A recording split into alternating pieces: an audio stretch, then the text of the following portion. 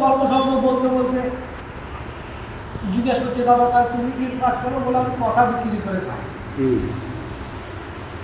কথা বিক্রি করে খাই, ঠিক আছে। বলে কী কথা?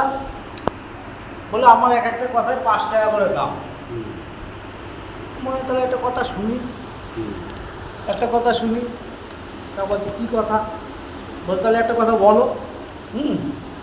বলছে দেখো, তুমি কি করছো, তোমার বউ কী করছে তুমিও জানো না, তোমার বউ কিন্তু তুমি কী করছো তাও জানে না। যেটা বলবে তোমার সেটাই সত্যি, মানে বিশ্বাস করতে হবে, তাই তো? ওই কথাটা শুনে ওর মনে লাগছে, ও খুঁচাচ্ছে। তাহলে বন্ধু আরেকটা কথা বলো। মানে একটা কথায় 5 টাকা করে বলছে। সত্যি কথা নিজের বউর কাছেও বলবো না। দেখছি তো এত বড় ভালো কথা। অনেক সময় বলি বউর সাথে ঝামেলা লেগে যায়।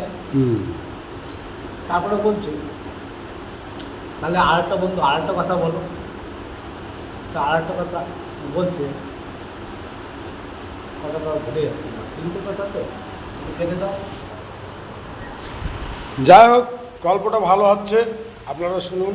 হ্যাঁ, তারপরে আরেকটা কথা বলে, নিজের ঘরের কথা পরের কাছে যেন না বলো। 3টে কথা হয়ে গেল। তো এর মধ্যে একদিন অটো চালাচ্ছি, একটা অ্যাক্সিডেন্ট হয়ে গেছে। ওই মানে যে কথাটা বলছি কোনো জিনিস না দেখে আসবা না, মানে লাস্ট কথাটা আর কি, না দেখে ভালো করে দেখবা তারপরে আসবা, যে জিনিসই দেখো, যে জিনিসই দেখো। 3টে কথা বলা শুনছে। 3টে কথা ফেলার কথা না, ওর 15 টাকা চলে গেছে, ওর ভাড়ার পয়সা আর পায়নি। তা বাড়ি গেছে। তা কিছুদিন ওই রিক্সা চালায় আসে বাড়ি। একদিন একটা অ্যাক্সিডেন্ট হয়ে গেছে। অ্যাক্সিডেন্ট দেখতে গেছে, পুলিশের মধ্যে পুলিশ আসে। পুলিশে বলছে, ওকে ধরছে, এই তোর সাজা হচ্ছে, এই লাশ তোর ভেলায় দিয়ে আসতে হবে ওই নদীতে। ও বড় ভয়, এখন কী করবে?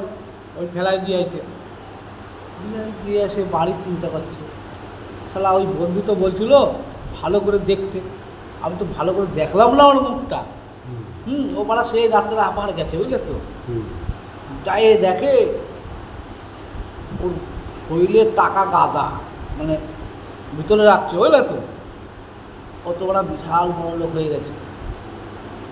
এখন গ্রামের লোক ই করছে, কী ব্যাপার, এত বড় লোক কী করে হলো?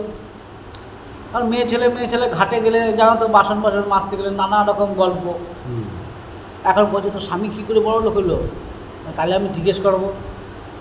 ওর যে বলে গেছে সত্যি কথা বউর কাছেও বলবো না।